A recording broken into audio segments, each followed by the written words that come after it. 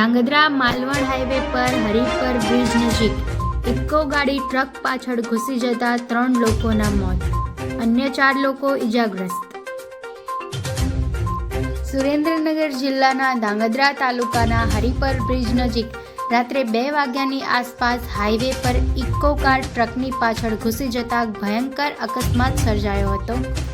કારમાં 7 લોકો સવાર હતા, જેમાં 3 લોકોના મોત થયા છે, ત્યારે 4 વ્યક્તિ ઇજાગ્રસ્તને સારવાર અર્થે હોસ્પિટલમાં ખસેડવામાં આવ્યા છે.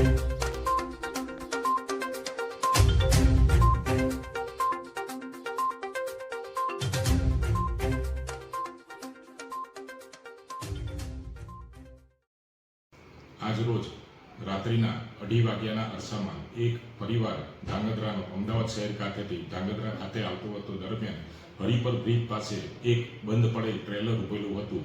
દરમિયાન ઇકો ગાડીના વાહન ચાલકને ટ્રેલર નહીં દેખાતા ટ્રેલર સાથે ગાડી પટકારેલ અને આ એક્સિડન્ટની અંદર કુલ 3 ઈસમો સ્થળ ઉપર જ મરણ ગયેલ હતા, જેમાં ગાડીના ચાલક કિશોરભાઈ ડાભી, પ્રફુલ્લાબેન મારુ તથા અન્ય એક ઈસમ વિશાલભાઈ મારુનું સ્થળ ઉપર મૃત્યુ થયેલ અને ગાડીમાં બેઠેલ અન્ય 6 ઈસમોને નાની મોટી ઈજાઓ થતા તેઓને તાત્કાલિક ધાંગધ્રા સિવિલ હોસ્પિટલ ખાતે સારવાર આપવામાં આવેલ અને તાત્કાલિક તેઓને વધુ સારવાર માટે સુરેન્દ્રનગર ખાતે ખસેડવામાં આવેલ છે.